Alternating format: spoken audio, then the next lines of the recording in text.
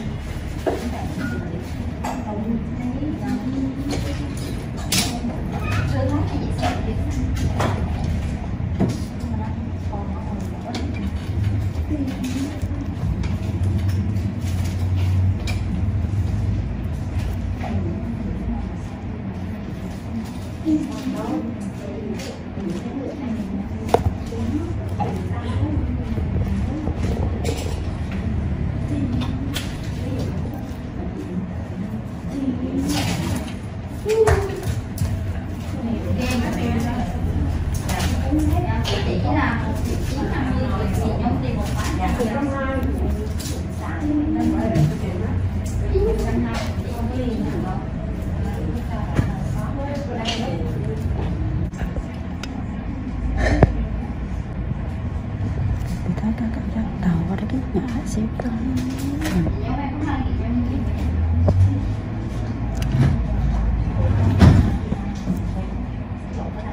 Tầm cái kia ta trắng táo nữa.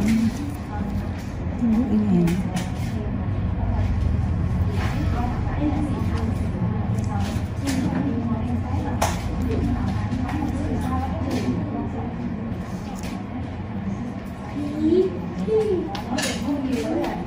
đầu chỉ thở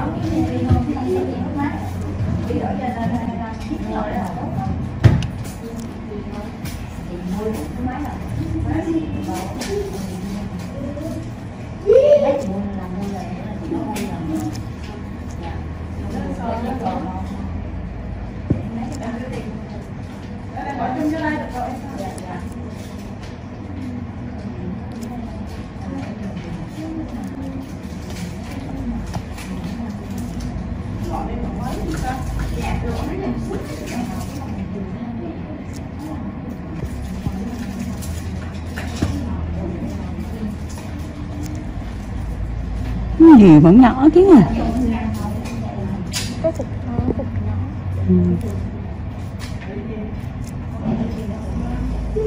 Chính là nhỏ.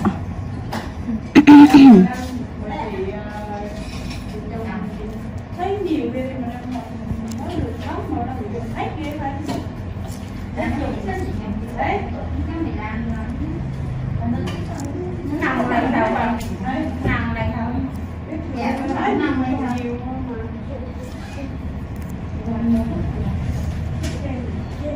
Nhưng mà một tháng dùng hết thì cũng không dùng hơi bị nhiều.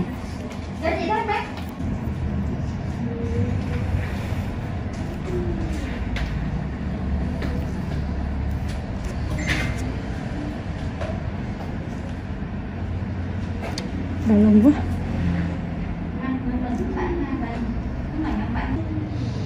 Thôi mình quay cho chắc ăn đi, không cần thiếu. Được, nhắc cho xong nữa. Đừng có tắt là phải nói bê chứ, đủ mình nói bê. Chứ đừng có tự tắt.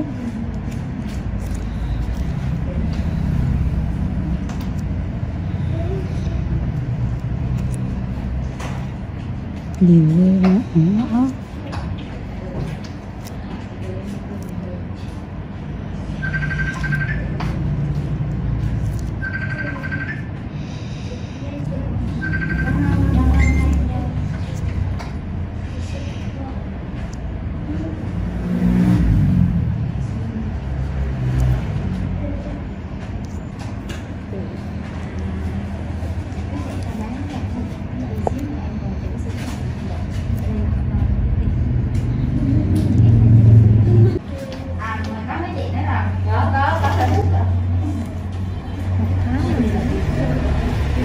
Nhiều quá.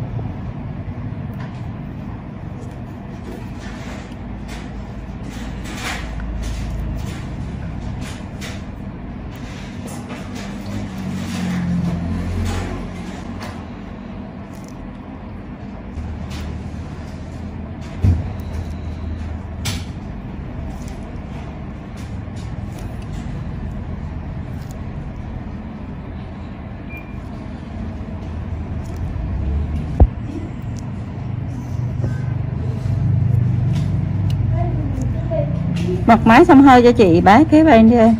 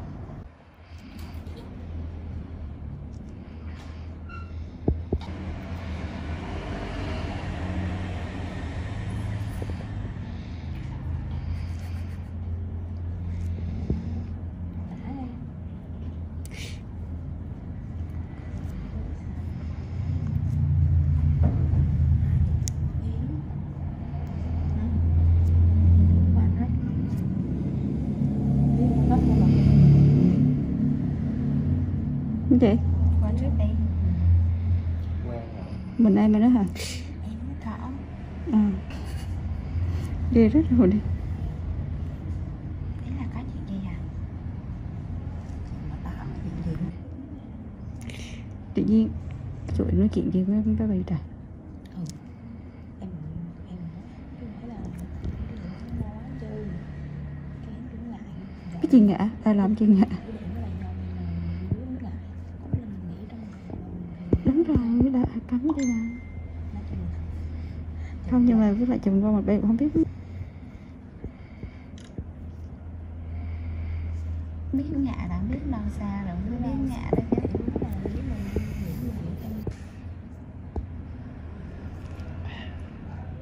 Thường đúng là hay hợp túi các khách làm trẻ hay dễ sợ.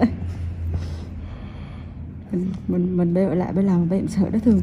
Thương mình vừa sợ mà thương vừa ngại nữa. Không. Có bê mà thương hết ngại luôn á. Đây là bê thấy sợ thôi chứ bê thấy bê sợ cho Thương sợ thôi.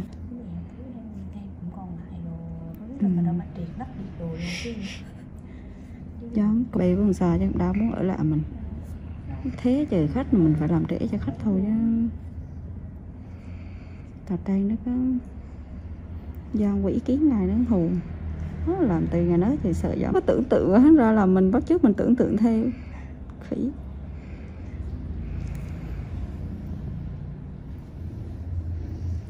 Thằng cô giữ xa đấy.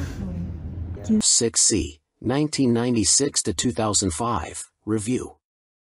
Basically a stripped-down Honda GL 1500 Gold Wing, with lower gearing and 6 carbs. The Honda F6C Valkyrie is actually reasonably good fun to ride, and some might say it's best-made motorcycle in America. The Honda Rune 1800 looks like some kind of Dan Dare spacecraft, mental. Ride quality and brakes. Here, the Honda F6C Valkyrie surprises many riders. So long as there's plenty of advanced planning, the motorcycle can be made to go around a corner fairly fast, for a cruiser, and still offers a luxurious ride on motorways. The Honda Rune 1800 is more ponderous, but then you'd want to travel slowly so people could stare for longer. The Honda Valkyrie's big problem for many cruiser riders is that it just isn't a V-twin. Instead, a burbling flat 6 Honda GL 1500 Gold Wing motor seems to sanitized for most, too damn quiet.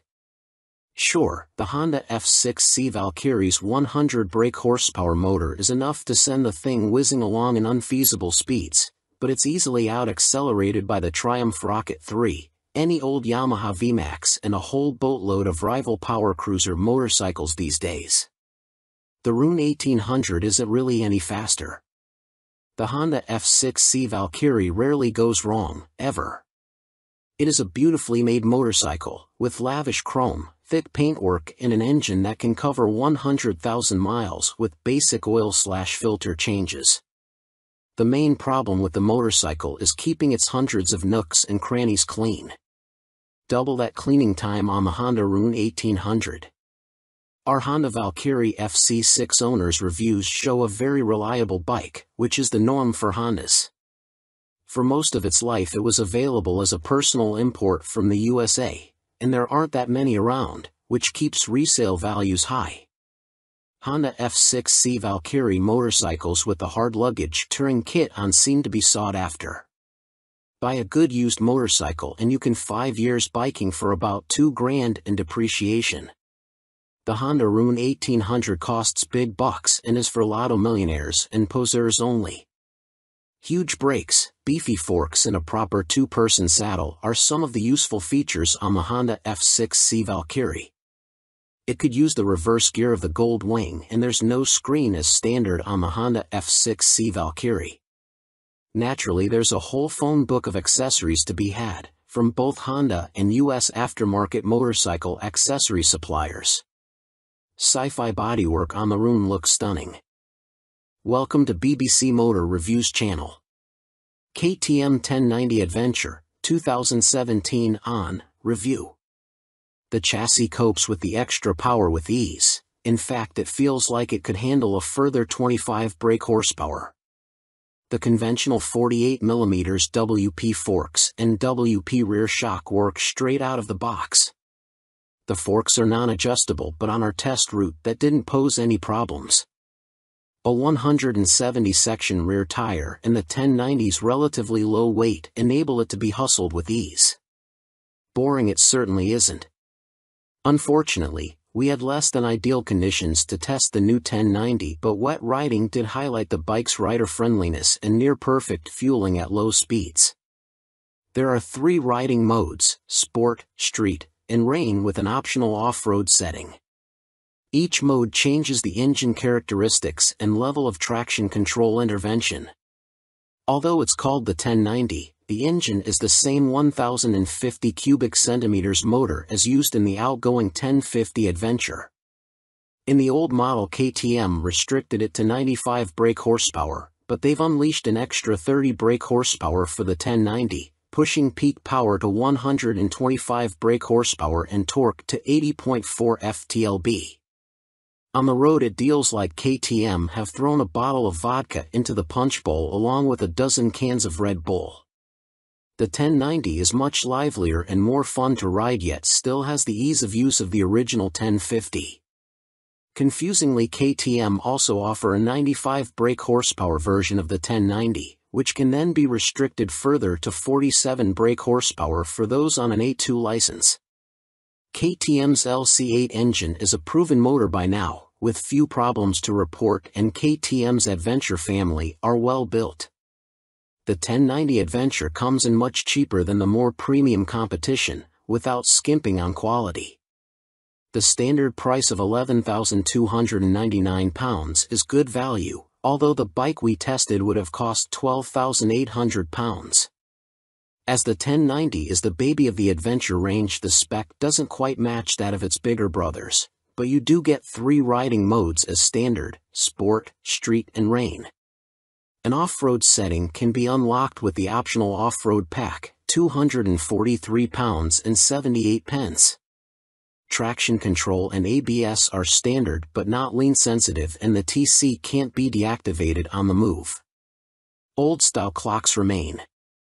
Welcome to BBC Motor Reviews channel. Cinis Akuma 125, 2022 on review. Priced at £2,599, the Akuma significantly undercuts the popular Honda MSX 125 Grom, which is its obvious target. And though my preference is for traditional-looking bikes with a retro feel, like the WK Scrambler or Cinis' own Outlaw, after riding the updated Akuma, I'm genuinely impressed. Ride quality and handling are altogether spot on, and though not the outright fastest, it's plenty quick enough. Yes, perhaps the seat leans you a bit too far forwards, and at 6 foot tall my knees are a bit high, but this aggressive style and involving feel make the Akuma a confidence-inspiring and solid first ride for any newcomer. If I wasn't a skint student on part-time wages, I'd buy one without a moment's hesitation. Can't say much more than that. For 2022, the Cinis has larger 14 inches wheels, upgraded from the previous 12 inches. Still small, they improve handling and give a stable feel around corners, while still making the Akuma very agile at low speed and in close quarters. The handling is smooth too, thanks to the suspension and low center of gravity, and with the seat pushing you forwards you can really feel every inch the bike.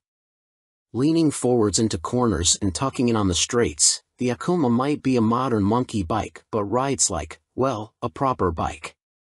They call it the Mini Monster, and it deserves the nickname, being a down-to-earth yet modern bike that both looks and rides the part. Being angled steeply forward means the seat does affect comfort, and with the abrupt shape of the tank you need to be gentle with the brakes. The Akuma is also very compact. It's physically smaller than my own WK Scrambler 50. However, although perhaps better suited to smaller riders, with its 820mm seat height, the Cinis happily supports 6 feet of teenager. Both the front and rear brakes very good, and they're combined, which means the front is linked to the rear. There's no ABS, however. Being air-cooled instead of liquid-cooled doesn't really match the modern style of the Akuma, and with 9.7 brake horsepower it's not as powerful as other more modern bikes. However, this also means welcome simplicity, and you'll get your money's worth of reliability. It's also fast enough. Accelerating sharply and with a more than adequate 67 miles per hour indicated top speed, the Akuma feels swift and has the smoothest, easiest gear change of any 125 cubic centimeters bike I've ridden. Most noticeable of all the Akuma's features is the 3-tiered exhaust. It's not just an eye-catching MV Agusta styling trick, but 3 fully functioning pipes that sound ace as well as looking great.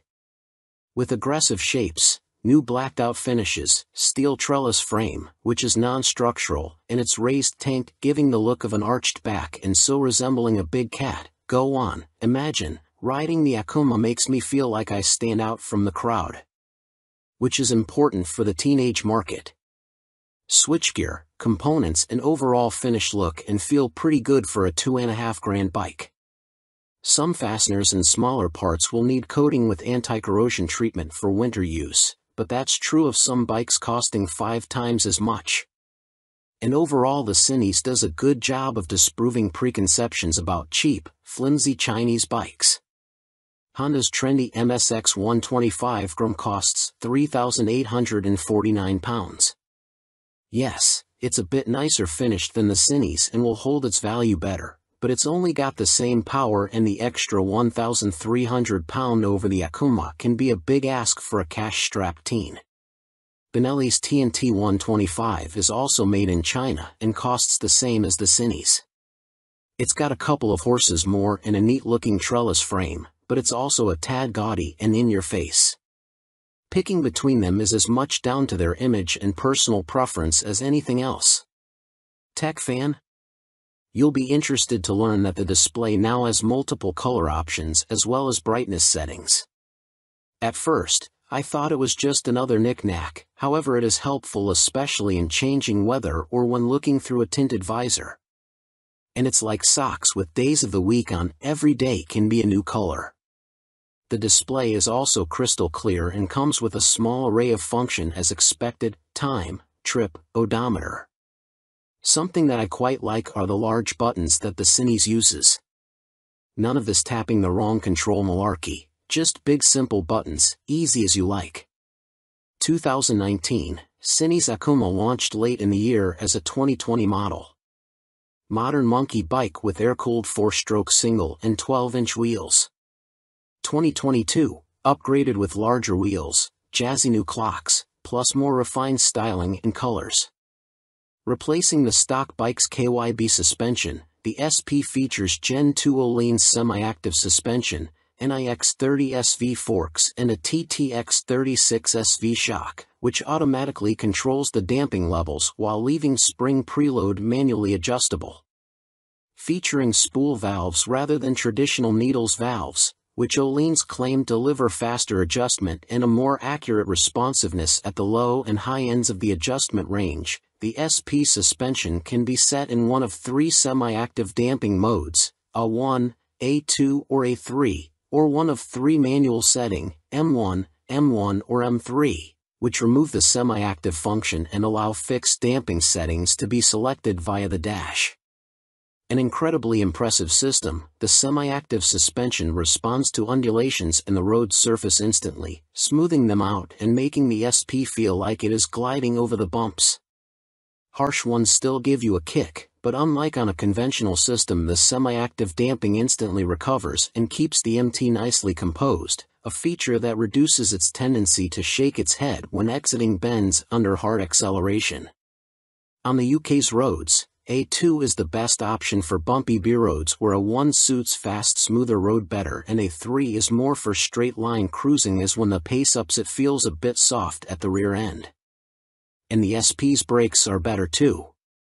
Fitting braided steel lines can make a bike's brakes feel horribly dead at the lever as they lack rubber lines comforting initial squish. However, on the SP there is still enough feel to allow you to apply small amounts of pressure accurately via the new Brembo Radial Master cylinder. They don't scream race bike and aren't as fierce in their bite as some rivals' setups, but are fine for use on the road, and it is great to see the SP and stock MT now featuring cornering ABS thanks to the addition of an IMU in this latest generation. Good and bad news with the new Euro 5 compliant engine. Starting with the good, thanks to the revised fuel injection system, the throttle response is now smooth. In B mode, A mode is still a bit too aggressive for road use, and the crossplane's enhanced mid-range surge of power is staggering, as is the wonderful offbeat sound, which has been tuned through a new intake system and feel. But despite lengthening its gearing, the MT remains a noticeably thirsty bike and recorded 41 miles per gallon on our test ride, which is what Yamaha claim but still equates to a range of just 155 miles until the 17-liter tank is empty.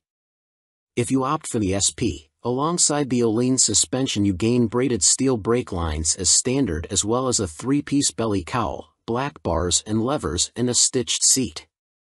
Unlike the stock bike, which comes in 3 color options, cyan, blue and black, the SP is only available in Icon Performance, and it also features a polished metal finish on its swing arm where the stock bike has a black painted one. Everything else, including the engine and electronics package, is identical between the two MT10 models, which is good news for MT10 owners but a bit disappointing for SP owners who may feel like they deserve something extra to brag about aside from suspension. Which brings up the question of price. The MT10 SP costs £2,500 more than the stock MT10 at £16,000, which is tantalizingly close, especially when you look at a finance package. On a PCP deal after a £3,000 area deposit, you are looking at paying about £35 a month more for the SP when compared to the stock bike. That's about the price of a takeaway meal for 2 every month, which seems a small sacrifice to gain that all-important Öhlins bling. In terms of running costs, both the SP and stock MT10 have the same poor fuel economy and cost roughly the same to insure and service, so that's not a factor in ownership, and the SP should hold its residual value a bit better. How does it stack up against its rivals? Very well. The SP is £16,000 where a Ducati Street Fighter V4 is £19,551 or £21,651 in S-Guise with semi-active suspension. The Aprilia Tuono V4 factory is £16,900, the KTM Super Duke EVO £17,899, Triumph Speed Triple 1200 RS £15,500, which lacks semi-active suspension, and the Kawasaki ZH2 SE £19,079. Sharing the same tech package as the stock MT, the SP is no less impressive when it comes to its safety assists. Thanks to a 6-axis IMU you get cornering ABS and TC as well as slide control and anti-wheelie that sit alongside an up/down shifter, engine braking control, cruise control and variable power modes, all of which are controlled via the new 4.2-inch color TFT dash, which lacks connectivity. While the electronics perform faultlessly, and the quickshifter is excellent, it is tricky to see which of the various acronyms you are selecting should you wish to tweak their. Welcome to BBC Motor Reviews channel. Triumph Rocket 3, 2020 on review. Suspension, steering and stopping are all worlds ahead of the previous Rocket 3. And as a result it now feels like a laughably large but comprehensively capable motorcycle, rather than a cartoon cruiser caricature. Related, 2020 Triumph Rocket 3 TFC news on MCN. First impressions might be dominated by the Rocket's vast proportions and the curiosity factor of cramming a motor larger than a typical family car between 2 wheels, but after a day spent studying the quality details, experiencing the meticulously managed power and appreciating the enormous improvements in refinement, you walk away feeling thoroughly impressed. The new Rocket 3 is exciting, eye-catching, attention-grabbing and pulse-raising, yet avoids straying into feeling frivolous, ridiculous, or pointless. Forget the previous Triumph Rocket 3's cumbersome bulk, heavy-handed handling, basic running gear and Romanesque name badge. The new Rocket 3's chassis is totally different. A cast aluminium spine frame replaces the old twin steel tubes, helping contribute to an incredible 40 kilograms saving over the previous bike, while steering geometry is sharper and the wheelbase is shorter. As a result, the Rocket now has a proper appetite for corners the old bike couldn't dream of. Turn-in is easy, holding a line mid-corner needs little inside bar pressure, and flick-flacking from full lean left to right, and still ending up where you intended, is absurdly accurate for a bike with a fueled weight north of 320 kilograms. Suspension is by Showa, with 47mm adjustable upside-down forks up front, and an adjustable monoshock monitoring the shaft drive. No electronic adjustment though, the clickers are all manual. the front's set pretty firm, meaning you can haul hard on the flagship Brembo Stylema front brakes. Even the rear brake is a 4-pot radially mounted caliper, to generate huge stopping force without the bike trying to tie itself in knots. Ride quality is generally good, though the short travel shock, just 107mm, has to work hard and can feel bouncy. Drive hard and you can clearly feel the rear end of the bike jack up though, a result of the torque reaction from the shaft drive being unchecked by any kind of parallelogram setup. The Rocket 3 comes in 2 flavors, Roadster R and Touring GT, with the main difference being riding position. The R has a higher seat, mid-set foot pegs and narrower bars, giving a more aggressive street fighter stance, while the GT's lower seat, feet-forward controls and wider, higher bars give a relaxed, cruiser feel. Everything is transferable between the bikes, meaning you can create whatever kind of muscle power touring cruiser you like. Into the bin goes the Rocket 3's 2,294 cubic centimeters triple, replaced by this all-new, gruntier, smoother, cleaner, stronger and smaller 2,458 cubic centimeters engine. Huge 110.2mm pistons eclipse the old 101.6mm items, while stroke is significantly reduced, down from 94.3 to 85.9mm, allowing Triumph to make a shorter motor. Peak torque is identical to the previous Rocket 3 Roadster, at 163 lb-ft, but the new motor holds onto that grunt for longer as revs climb. Where the previous Rocket's torque curve fell away sharply above 2,500 RPM, the new motor has a much fatter, flatter delivery. As a result, headline power is up to 165 brake horsepower. But as ludicrous as that might sound, the reality is that it's immensely easy to use. All that prodigious power is carefully controlled by the ride-by-wire throttle and predictive, lean-sensitive traction control, while output is restricted in lower gears and top speed is electronically limited to 138 miles per hour. It's a beast, but one of those big, fluffy, gentle, cuddly chaps from a Disney film. The colossal torque spread means you can ride it however you like. Plunk it in one gear and dip into the immense grunt from 2,500 to 5,500 RPM if you're feeling lazy, or chase the 7,000 RPM redline and work the new sweet-shifting 6-speed gearbox for maximum thrills. There's even an optional 2-way quickshifter in Triumph's accessory catalog, if you like changing clutchlessly. It's a completely new machine from nose to tail, so only time and miles will deliver a verdict on reliability. Service intervals are set at a car like 10,000 miles, suggesting the motor is in a fairly mild state of tune and Triumph have confidence in it. Looking over the bike in the metal, everything appears high quality, as you'd expect for 20,000 pounds. The exhaust headers are a particular highlight, the welds look neat, while the hydroformed curves are apparently a huge pain to produce. Everything seems tucked away neatly, there are no vulgar cables or hoses dangling about anywhere, and wiring runs inside the handlebars. Details like the Monza-style petrol, coolant and oil filler caps are pleasing, while the clever flip-out pillion pegs are a neat design. Our Triumph Rocket 3 owners' reviews show there have been some issues for some buyers, in particular corrosion, electrical and mechanical problems. Seemingly the rear brake can often stop working, for example, and needs attention from a dealer. Have a good read through before going for a test ride. Clearly it's not a cheap bike, though an ultra-capacity extreme muscle cruiser never was going to be. The Rocket 3R is 19,500 pounds on the road, that includes almost all the gadgets, apart from the 2-way quickshifter and the heated grips. The GT version, which includes the heated grips, a fly screen and a pillion backrest, is 20,200 pounds.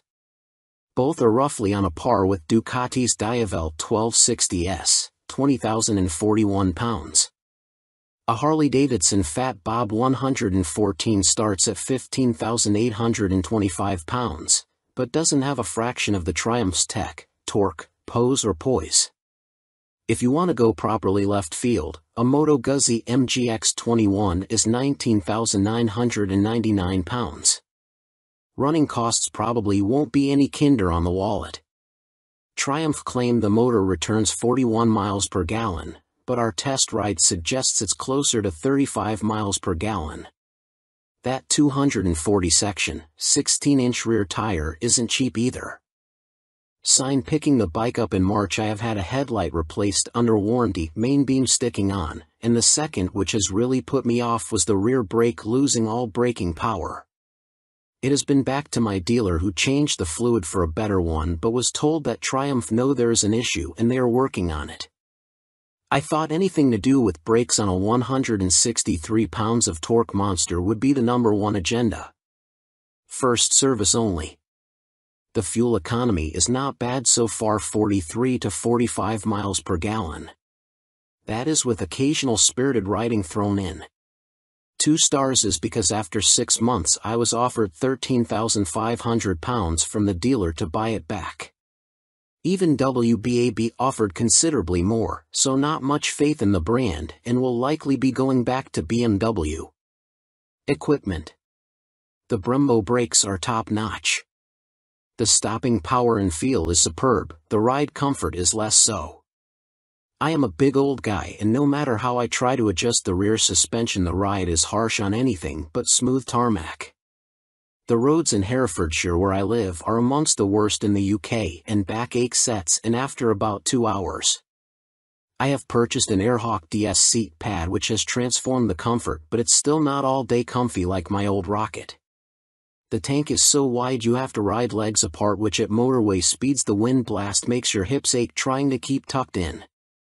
In the end I made and fitted a pair of Perspex front fork air deflectors to solve the discomfort. I didn't go for the quick shifter or the navigation package as for me they don't offer much in the way of the overall riding experience. The TFT display is good but on some settings it is too fussy and hard to read. I opt for the screen that shows speed, revs, gear selection and fuel status. That's enough for me.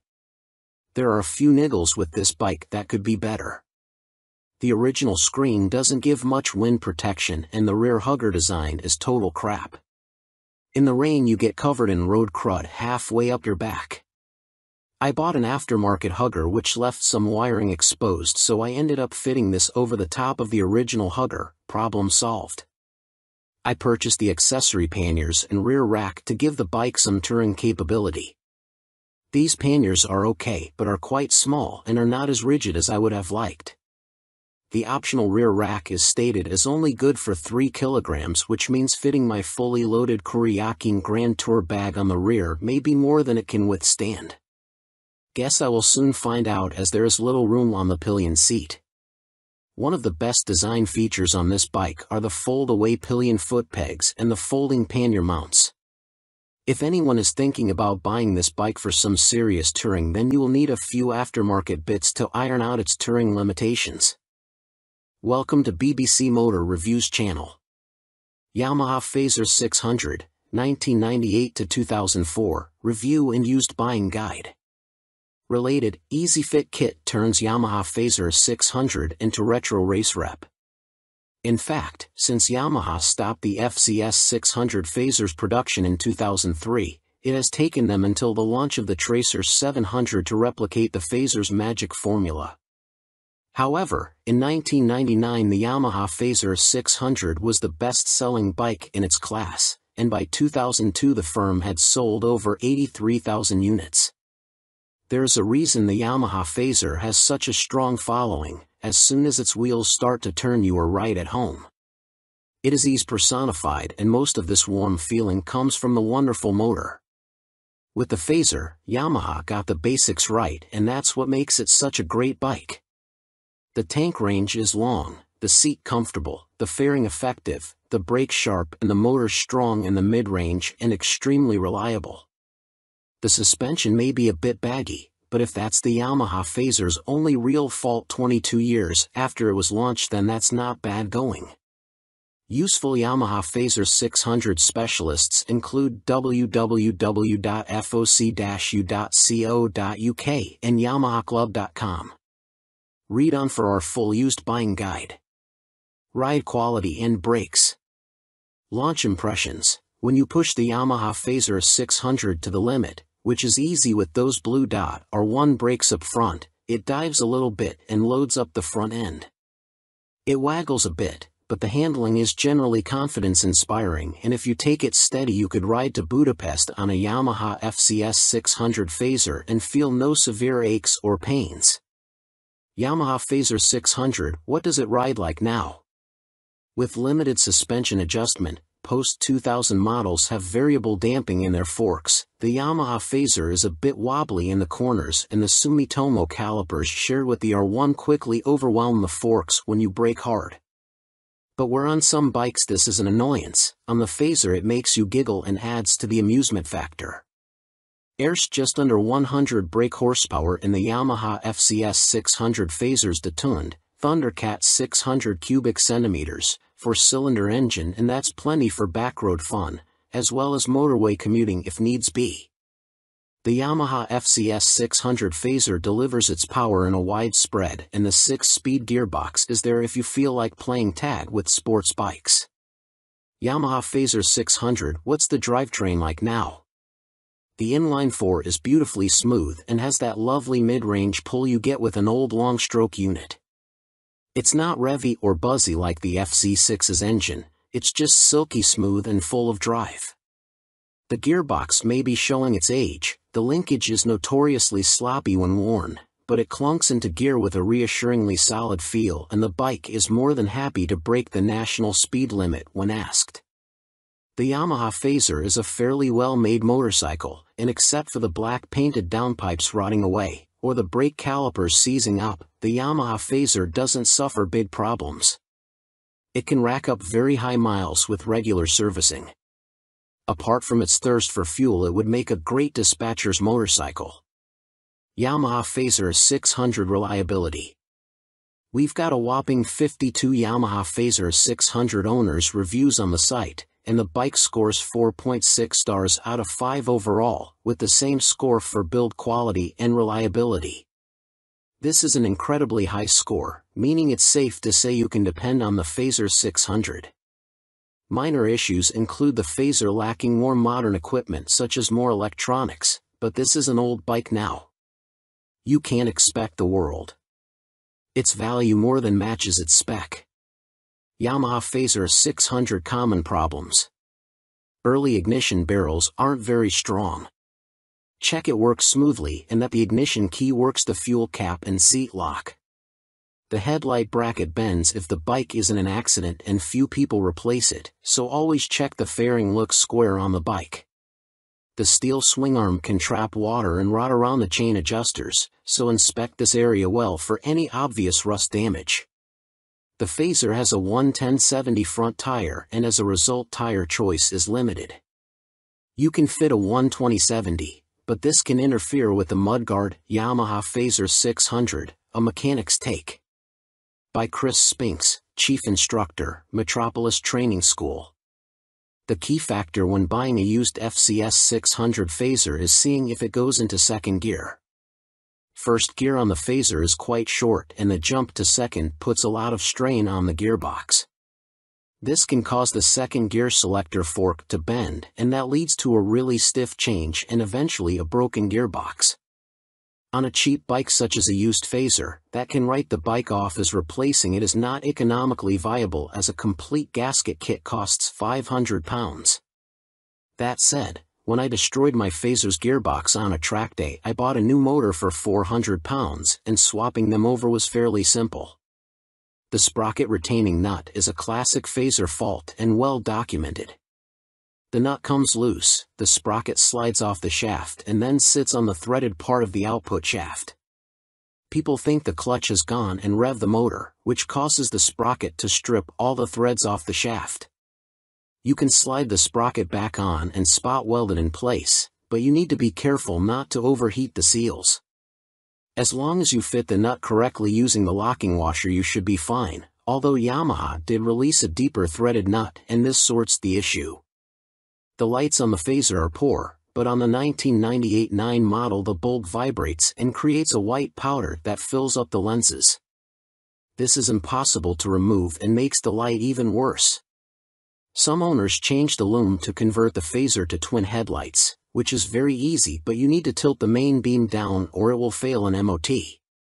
After 15,000 miles the shock will be duff.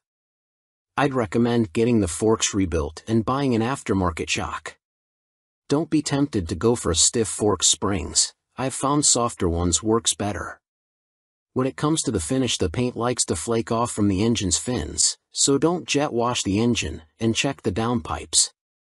The motor is totally bulletproof, but the cam chain tensioner can need changing and it is a nightmare to get to.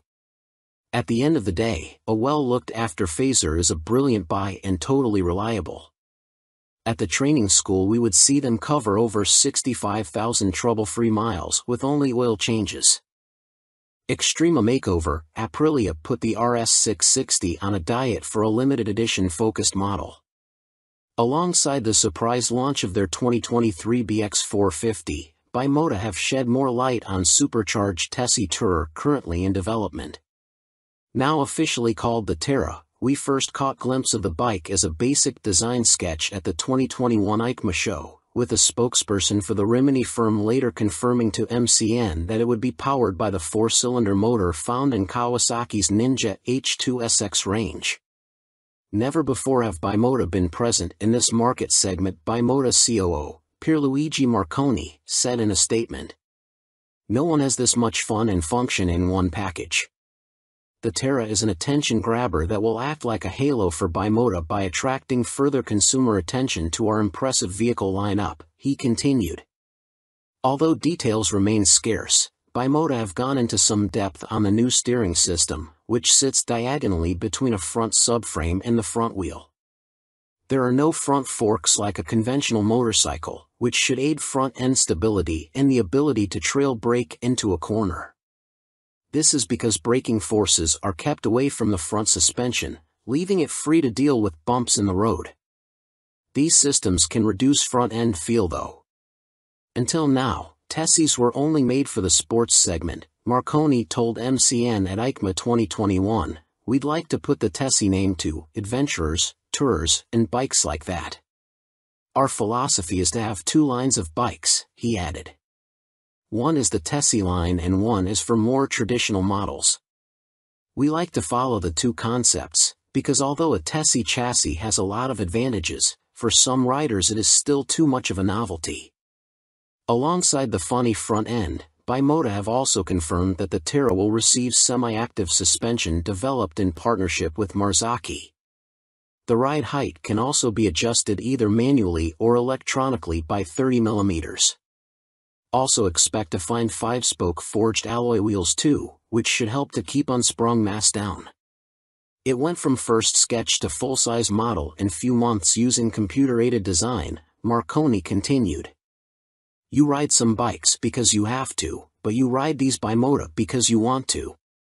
Terra will appeal to enthusiasts of all ages because the design draws you in, and the performance keeps you there.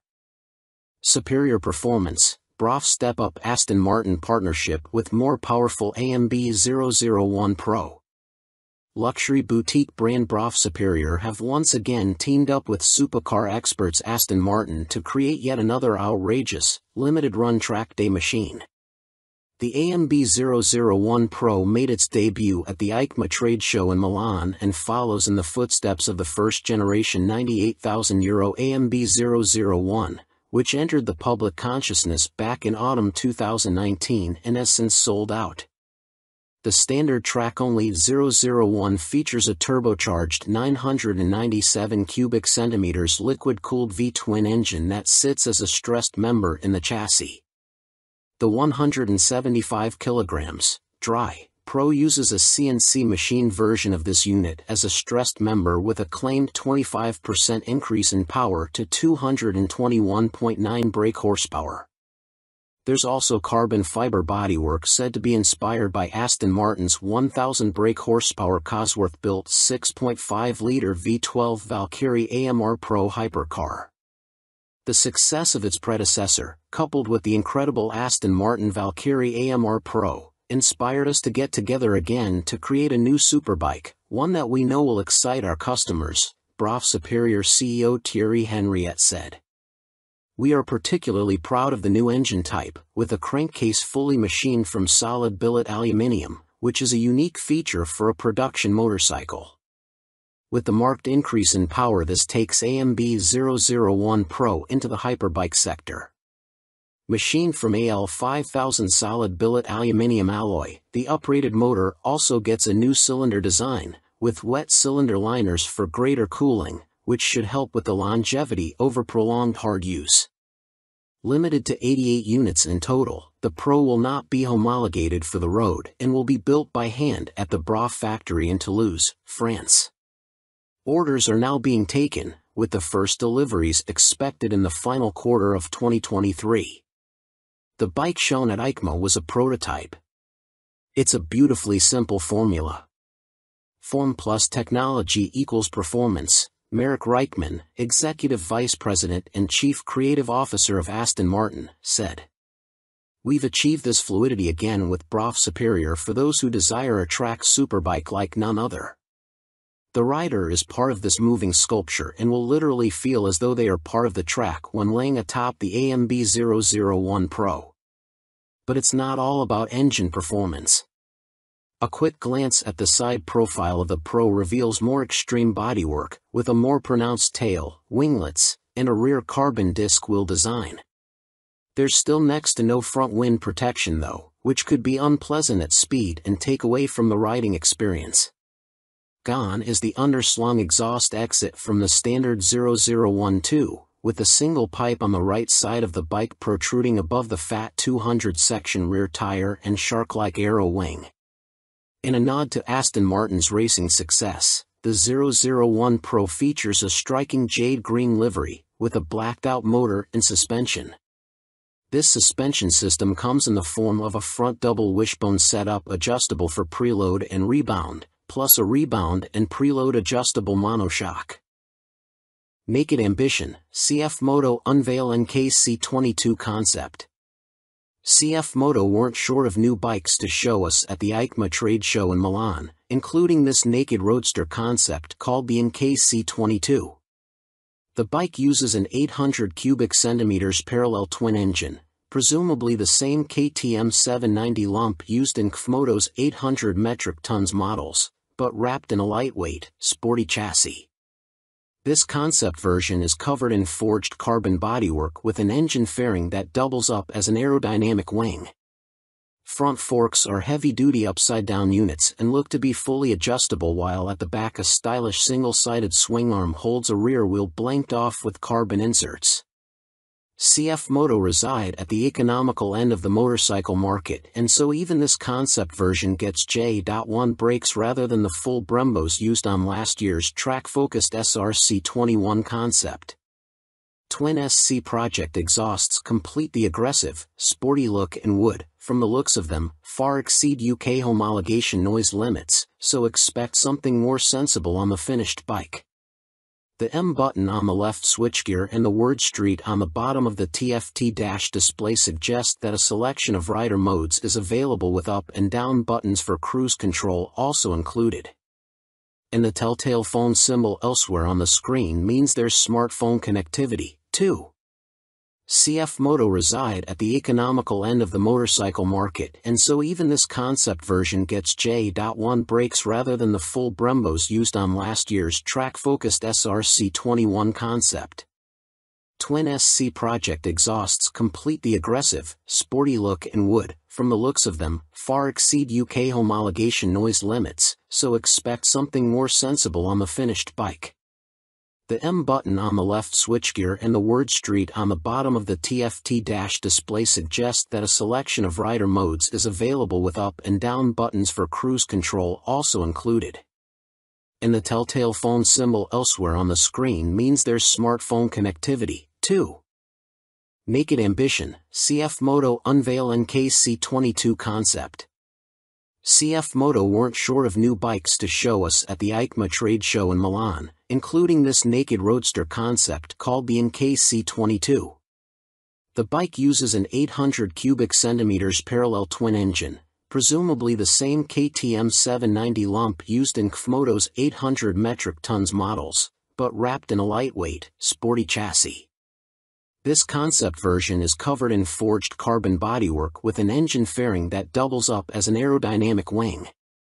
Front forks are heavy-duty upside-down units and look to be fully adjustable, while at the back a stylish single-sided swing arm holds a rear wheel blanked off with carbon inserts. CFMoto reside at the economical end of the motorcycle market, and so even this concept version gets J.1 brakes rather than the full Brembos used on last year's track-focused SRC21 concept. Twin SC Project exhausts complete the aggressive, sporty look and would, from the looks of them, far exceed UK homologation noise limits, so expect something more sensible on the finished bike. The M button on the left switchgear and the word Street on the bottom of the TFT dash display suggest that a selection of rider modes is available with up and down buttons for cruise control also included. And the telltale phone symbol elsewhere on the screen means there's smartphone connectivity, too. CFMoto reside at the economical end of the motorcycle market, and so even this concept version gets J.1 brakes rather than the full Brembos used on last year's track-focused SRC21 concept. Twin SC Project exhausts complete the aggressive, sporty look and would, from the looks of them, far exceed UK homologation noise limits, so expect something more sensible on the finished bike. The M button on the left switchgear and the word Street on the bottom of the TFT dash display suggest that a selection of rider modes is available with up and down buttons for cruise control also included. And the telltale phone symbol elsewhere on the screen means there's smartphone connectivity, too. Fantic released their first twin, the Caballero 700 Scrambler. Fantic has revealed their first modern-era twin-cylinder machine with a 700 cubic centimeters scrambler joining their Caballero range. Fantic are making the most of their partnership with Yamaha, announced at the beginning of 2021, as the bike uses the 689 cubic centimeters, liquid-cooled Euro 5 engine seen in the MT-07, Tenere 700, and R7. There has been no retuning of the CP2 twin either, as Fantic claim the Caballero will hit the showrooms in April next year, boasting 75 brake horsepower and around 50 lb.ft of torque, identical to the R7 and considerably more than the 40 brake horsepower and 31 lb.ft of torque of the Caballero 500 Scrambler. Elsewhere, the 700 sports the same 19 inches front and 17 inches rear, aluminium, spoked wheels as its small-capacity sibling. The engine sits in a single backbone-style frame made from CRMO steel attached to an aluminium swing arm, giving it a wheelbase of 1,460 mm, 35 mm longer than the 500 version. One of the most immediately obvious differences between the two capacity scramblers is the exhaust system. The new 2-into-1-into-2 setup runs under the engine, over the swing arm to exit in roughly the same position. Both machines have a seat height of around 830 mm. Connecting frame to wheel will be a 45 mm upside-down fork made by VRM Marzocchi. The Italian manufacturer also supplies the rear monoshock with preload adjustment. Brembo is the manufacturer of choice for the calipers, with a 4-piston unit gripping the 330 mm front disc and a 2-piston, 245 mm setup on the rear. In another first for Fantic, cornering ABS will be standard on the 700. The system will sense the bike's lean angle and fine-tune the braking response accordingly. Traction control also makes its debut to the Fantic lineup, with both rider aids and 3 rider modes, road, off-road and custom, manipulated via a 3.5 inches TFT display with Bluetooth connectivity. A 14-liter fuel tank may be a little on the small side, although the claimed 180 kilograms curb weight should prove competitive when it comes to commuting or a bit of backlane scratching. An expected price tag of around £9,000 may put some off, although stylish looks, proven engine and handling potential could tempt many. Stuart Prestige. By Stuart Prestige. All-weather rider with a penchant for long tours and hours in the saddle. You may also like. Honda released £30,000 limited edition McGuinness 100th TT Star Replica Fireblade SP. Who do you think you are? John McGinnis? Well, now you really can live out your TT fantasies, as Honda reveal they will build 30 examples of this CBR 1000RR Fireblade SP John McGinnis 100th TT Start Replica Edition in celebration of the road racing legend's phenomenal accomplishments on the island. The headline visual difference from the stock bike is the bold replica of the paint job John raced with for his 100th TT start. But this is more than just a replica paint job, there's a whole host of other upgrades to add to the exclusivity. The stars aligned for me to be back on a Honda Fireblade for my 100th TT start, says McGinnis. It's an awesome bike and has meant so much to me over my career. I'm proud of my connection with its place in TT history and of this, my replica. John McGinnis is the second most successful TT racer of all time, next to the late, great Joey Dunlop, and while revered as road racing legend, he has also had an exceptional short-circuit career, having raced in 24-hour world endurance races like the Bol d'Or and Le Mans, 500 cubic centimeters GPs, and the Daytona 200. He's a former British 250 cubic centimeters champion, has ridden in World Supersport and finished third in the 2009 British Superstock Championship. Making his TT debut in 1996, he won the Best Newcomer title in the 250 cubic centimeters class. 3 years later, he took his first win, the 250 cubic centimeters lightweight TT. Over the ensuing 2 decades, 1999 to 2019, he has accumulated an incredible 47 podiums and 23 TT wins, as well as being the first to break the 130 miles per hour lap barrier on a Honda Fireblade, no less. So, what do you get for your 30,000 pounds? In addition to the already high spec of the CBR 1000RR Fireblade SP which underpins the replica, the limited edition blade gets a full replica paint job incorporating gold detailing and a film strip showing all of John's TT starts on Hondas. Unsurprisingly, this is where it deviates from his actual race bike, which also pictured his TTs on other manufacturers' bikes, and 100th start sponsor logos. There are gold wheel stripes, an individually numbered plaque on the headstock, genuine Honda carbon fiber front mudguard and carbon rear hugger, or rear seat cowl and tall screen, and Metzeler Racetech RR tires.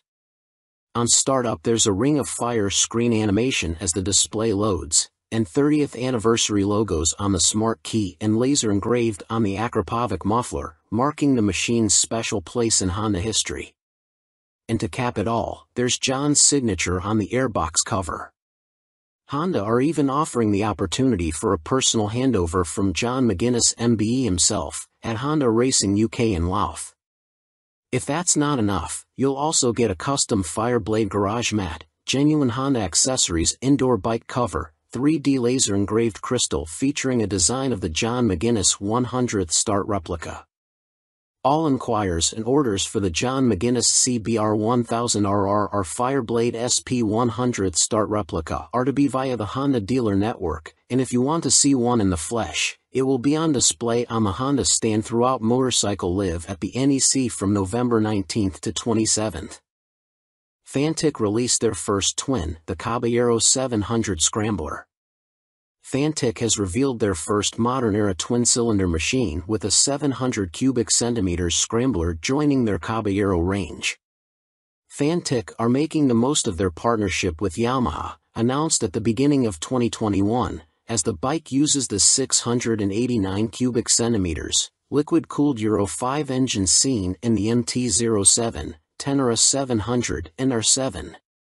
There has been no retuning of the CP2 twin either, as Fantic claim the Caballero will hit the showrooms in April next year, boasting 75 brake horsepower and around 50 lb-ft of torque, identical to the R7 and considerably more than the 40 brake horsepower and 31 lb-ft of torque of the Caballero 500 Scrambler.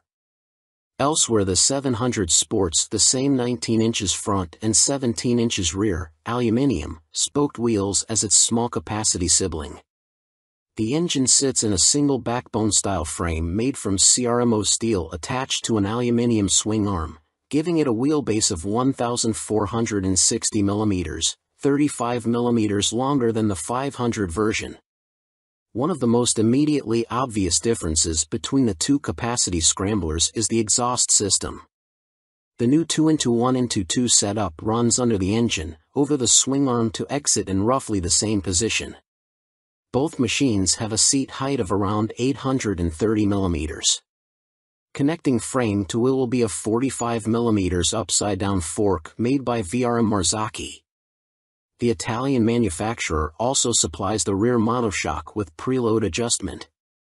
Brembo is the manufacturer of choice for the calipers, with a 4-piston unit gripping the 330mm front disc and a 2-piston, 245mm setup on the rear. In another first for Fantic, cornering ABS will be standard on the 700. The system will sense the bike's lean angle and fine-tune the braking response accordingly. Traction control also makes its debut to the Fantic lineup, with both rider aids and 3 rider modes, road, off-road and custom, manipulated via a 3.5 inches TFT display with Bluetooth connectivity. A 14-liter fuel tank may be a little on the small side, although the claimed 180 kg curb weight should prove competitive when it comes to commuting or a bit of back lane scratching. An expected price tag of around £9,000 may put some off, although stylish looks, proven engine and handling potential could tempt many. Stuart Prestige. By Stuart Prestige. All-weather rider with a penchant for long tours and hours in the saddle. You may also like 70s Superbike Stunner, MV Agusta Super Veloce 1000 Serie Oro. MV Agusta may not have been directly participating in the EICMA show in Milan last week, but it didn't stop them stealing the headlines with this stunning Super Veloce Serie Oro. The carbon-clad superbike uses the Brute Ale 1000RR as a base, meaning the same 998 cubic centimeters inline-4 producing a claimed 209.1 brake horsepower with a race kit installed. Inside this motor, you'll find a countershaft that rotates at twice the speed of the primary drive shaft with the aim of reducing vibrations and promoting faster cornering. You also get the same frame and single-sided swing arm, but now clad in carbon fiber bodywork inspired by MV's 1972 500 GP Racer. Sitting alongside the smaller, 3-cylinder Super Veloce 800, the Serie Oro is planned to hit dealers in the middle of next year at a price of approximately £50,000. In total, 40 elements of the bike are finished in carbon fiber, including a set of winglets that MV claim produce 39.2 kilograms of downforce at 199 miles per hour. You also get carbon fiber disc brake covers, which attempt to pay tribute to the drum brakes of old whilst also cooling the calipers, essential on a bike capable of such high speeds. MV Agusta also claim the design allows air to flow around the brakes towards the coolant and oil radiators for better temperature control. There are air vents along the carbon fairings, too. Despite the superbike credentials, the Serie Oro has deliberately been made more comfortable and less extreme than traditional circuit stars, and it features electronically adjustable Öhlins NIX forks for a high-quality ride. They are matched to an Öhlins TTX rear shock, which bolts directly to the swing arm. As you'd expect for a bike of this caliber, stopping power comes from premium Brembo Stylema monoblock calipers, which bite onto chunky front 320mm discs. You also get 5-spoke forged aluminium rims, and 4 under-seat exhausts, just unlike the company's landmark F4. In addition, there's a suite of lean-sensitive electronics, plus a 5.5 inches TFT color dash to control them, with the added option of mobile connectivity. Dan Sutherland. By Dan Sutherland. News editor, sports bike nut, and racing fan. You may also like Vmoto range grows, Super Soco owners launch 3 new urban models at EICMA 2022. Electric scooter manufacturer Vmoto, parent company of Super Soco, have had a busy year, releasing 3 new models at EICMA, including the 125 cubic centimeters comparable e-bike, the Vmoto Soco Stash. The release of the production model comes just a year after the unveiling of the prototype, with the bike so named due to its multifunctional storage compartment, housed in the fuel tank, large enough for a full-face helmet or other accessories. At its heart is an electric motor producing an average 8 kilowatts with a peak of 15 kilowatts. This propels the VMotoStache to a top speed of 75 miles per hour when the boost is deployed. 68 miles per hour is on tap without the boost. A 72V removable battery provides the juice and can be charged using a fast charger in a conventional 3-pin plug in 3.5 hours.